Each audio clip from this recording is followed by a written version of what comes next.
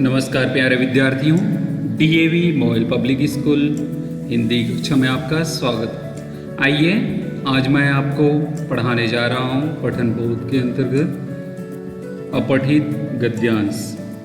जैसा कि पूर्व वीडियो में भी मैंने अपठित गद्यांश के बारे में बताया था। अपठित गद्यांश वह होता है जिसको हम पहले नहीं पढ़े होते हैं। ऐसे गद्यांश पाठ्य पुस्तकों से नहीं लिए जाते हैं। इस प्रकार के जो गद्यांश होते हैं उनको आप कभी नहीं पढ़े हैं। ऐसे गद्यांश से प्रश्न पूछे जाते हैं। उत्तर देने के लिए आपको क्या करना होगा? कम से कम 2 से 3 बार उस गद्यांश को पढ़ना होगा। नीचे जो अनुच्छेद दिए रहते हैं उन प्रश्नों के उत्तर अपने शब्दों में लिखने चाहिए। भाषा स्पष्ट हो, सरल हो और शुद्ध हो, और जितना प्रश्न के लिए पूछा गया है उतना ही उत्तर दें। आइए उदाहरण के माध्यम से देखें कि किस प्रकार से गद्यांश होते हैं और उनका उत्तर आप किस प्रकार लिखेंगे। तो उदाहरण 1 में देखते हैं। एक गद्यांश है, संस्कृतियों के निर्माण में एक सीमा तक देश और जाति का योगदान रहता है। संस्कृति के मूल उपादान तो प्रायः सभी सुसंस्कृत और सभ्य देशों में एक सीमा तक समान रहते हैं, किंतु बाह्य उपादानों में अंतर अवश्य आता है। राष्ट्रीय या जातीय संस्कृति का सबसे बड़ा योगदान यही है कि वह हमें अपने राष्ट्र की परंपरा से संपृक्त बनाती है, अपनी रीति नीति की संपदा से विच्छिन्न नहीं होने देती। आज के युग में राष्ट्रीय एवं जातीय संस्कृतियों के मिलन के अवसर अति सुलभ हो गए हैं। संस्कृतियों का पारस्परिक संघर्ष भी शुरू हो गया है। कुछ ऐसे विदेशी प्रभाव हमारे देश पर पड़ रहे हैं जिनके आतंक ने हमें स्वयं अपनी संस्कृति के प्रति संशयालु बना दिया है। हमारी आस्था डिगने लगी है, हमारी वैचारिक दुर्बलता का फल है। इस प्रकार से ये हमारी वैचारिक दुर्बलता का ही फल है, जिसके परिणाम स्वरूप अपनी संस्कृति को छोड़ विदेशी संस्कृति के विवेकहीन अनुकरण से हमारे राष्ट्रीय गौरव को जो ठेस पहुंच रही है वह किसी राष्ट्रप्रेमी जागरूक व्यक्ति से छिपी नहीं है। भारतीय संस्कृति में त्याग और ग्रहण करने की अद्भुत क्षमता रही है। अतः आज के वैज्ञानिक युग में हम किसी भी विदेशी संस्कृति के जीवन तत्वों को ग्रहण करने में पीछे नहीं रहना चाहेंगे, किंतु अपनी सांस्कृतिक जो निधि की उपेक्षा है वह नहीं करना चाहिए। यह परस्परावलंबन राष्ट्र की गरिमा के अनुरूप नहीं है। यह स्मरण रखना चाहिए कि सूर्य को आलोक प्रदायनी किरणों से पौधों को चाहे जितनी शक्ति मिले, किंतु अपनी जमीन और अपनी जड़ों के बिना कोई पौधा जीवित नहीं रह सकता। अविवेकी अनुकरण अज्ञान का ही पर्याय है। तो इस प्रकार से यहाँ पर यह गद्यांश दिया है। नीचे प्रश्न भी है, तो इसके लिए विकल्प दिए हैं। आधुनिक युग में संस्कृतियों में परस्पर संघर्ष प्रारंभ होने का प्रमुख कारण क्या है? तो अनेक संस्कृतियों के मिलन से अतिक्रमण होना, बाह्य उपादान में अंतर होना, आस्था का डिगना, वैचारिक दुर्बलता। तो जैसा कि हमने गद्यांश में पढ़ा, आधुनिक युग में संस्कृतियों में परस्पर संघर्ष होने का प्रमुख कारण है अनेक जो संस्कृति है उनके मिलने से अतिक्रमण का होना सही उत्तर है। अविवेकी अनुकरण किसका पर्याय है? तो अविवेकी अनुकरण अज्ञान जब हम रहते हैं तो उसी के पर्याय है अविवेक पूर्वक अनुकरण करना। तीसरा देखें, संस्कृति के निर्माण में किसका योगदान है? तो केवल जाति का है, केवल देश का है?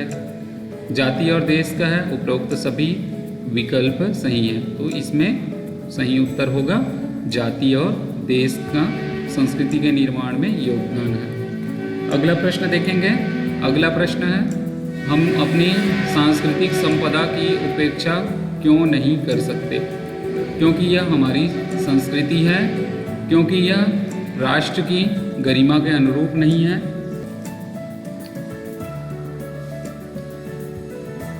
क्योंकि यह राष्ट्र की गरिमा के अनुरूप है, क्योंकि यह हमारी संस्कृति नहीं है। तो जैसा कि हम अपनी संस्कृति संपदा की उपेक्षा इसलिए नहीं कर सकते क्योंकि यह राष्ट्र की गरिमा के अनुरूप नहीं है। यह उत्तर सही होगा। हम विदेशी संस्कृति से क्या ग्रहण कर सकते हैं? तो विदेशी संस्कृति से संस्कृति के जीवन तत्वों को, संस्कृति के अजीवन तत्वों को, संस्कृति के त्याग को, संस्कृति के ग्रहण की क्षमता को। तो इसमें जैसा कि आपने गद्यांश में पढ़ा तो संस्कृति के जीवन तत्वों को ग्रहण कर सकते हैं। तो इस प्रकार से यहाँ पर बहुवैकल्पिक प्रश्न दिए हैं, उनके सही विकल्प आपको गद्यांश के आधार पर चुनना है। आइए देखते हैं दूसरा उदाहरण। दूसरे उदाहरण में हमने गद्यांश लिया है। इस गद्यांश के आधार पर आपको नीचे लिखे प्रश्नों के उत्तर देने हैं। मेरा मन कभी कभी बैठ जाता है। समाचार पत्रों में ठगी, डकैती, चोरी और भ्रष्टाचार के समाचार भरे रहते हैं। ऐसा लगता है देश में कोई ईमानदार आदमी रह ही नहीं गया है। हर व्यक्ति संदेह की दृष्टि से देखा जा रहा है। इस समय सुखी वही है जो कुछ है, जो कुछ नहीं करता, जो भी कुछ करेगा उसमें लोग दोष खोजने लगेंगे। उसके सारे गुण भुला दिए जाएंगे और दोषों को बढ़ा चढ़ाकर दिखाया जाने लगेगा। दोष किसमें नहीं होते, यही कारण है कि हर आदमी दोषी अधिक दिख रहा है। गुणी कम या बिल्कुल ही नहीं, यह चिंता का विषय है। तिलक और गांधी के सपनों का भारतवर्ष क्या यही है? विवेकानंद और रामतीर्थ का आध्यात्मिक ऊंचाई वाला भारतवर्ष कहाँ है? रविंद्रनाथ ठाकुर और मदन मोहन मालवीय का महान, सुसंस्कृत और सभ्य भारतवर्ष पतन के किस गहन गर्त में गिरा जा रहा है? आर्य और द्रविड़, हिंदू और मुसलमान, यूरोपीय और भारतीय आदर्शों की मिलन भूमि महामानव समुद्र क्या सूख ही गया है? इस प्रकार से यह गद्यांश दिया गया है। इसके आगे गद्यांश में यह भी लिखा गया है कि यह सही है कि इन दिनों कुछ ऐसा माहौल बना है कि ईमानदारी से मेहनत करके जीविका चलाने वाले निरीह श्रमजीवी पीस रहे हैं और झूठ और फरेब का रोजगार करने वाले फलफूल रहे हैं। ईमानदारी को मूर्खता का पर्याय समझा जाने लगा है। सच्चाई केवल भीरू और बेबस लोगों के हिस्से में पड़ी है। ऐसी स्थिति में जीवन के मूल्यों के बारे में लोगों की आस्था ही हिलने लगी है। किंतु ऐसी दशा से हमारा उद्धार जीवन मूल्यों में आस्था रखने से ही होगा। ऐसी स्थिति में हताश हो जाना ठीक नहीं है।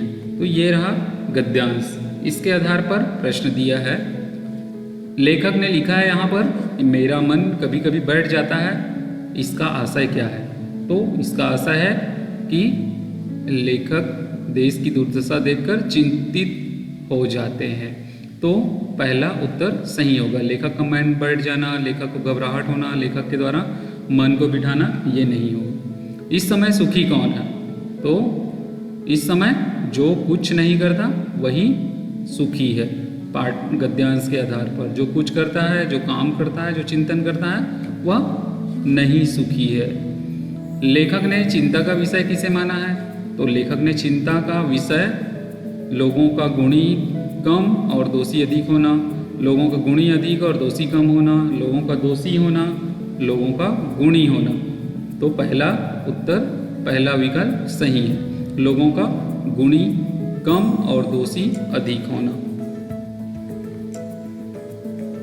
अगला प्रश्न, मूर्खता का पर्याय किसे समझा जाने लगा है? तो मूर्खता का पर्याय किसे समझा जाने लगा है? ईमानदारी को समझा जाने लगा है, दोषों को नहीं, गुणों को नहीं, सत्यता को नहीं। अगला प्रश्न है पांचवा प्रश्न, आज समाज में जीवन मूल्यों की स्थिति क्या है? तो आज समाज में जीवन मूल्यों की स्थिति क्या है? तो उनके बारे में लोगों की आस्था हिलने लगी है, उनके बारे में लोगों की आस्था मजबूत हुई है, उनके बारे में लोगों ने सोचना बंद कर दिया है। इनमें से कोई नहीं। तो गद्यांश में जैसे हमने पढ़ा तो उनके बारे में लोगों की आस्था हिलने लगी है। ये रहे ऐसे बहुवैकल्पिक प्रश्न जिनके आधार पर आपको उत्तर देना है। आज के लिए बस इतना ही। बहुत बहुत धन्यवाद।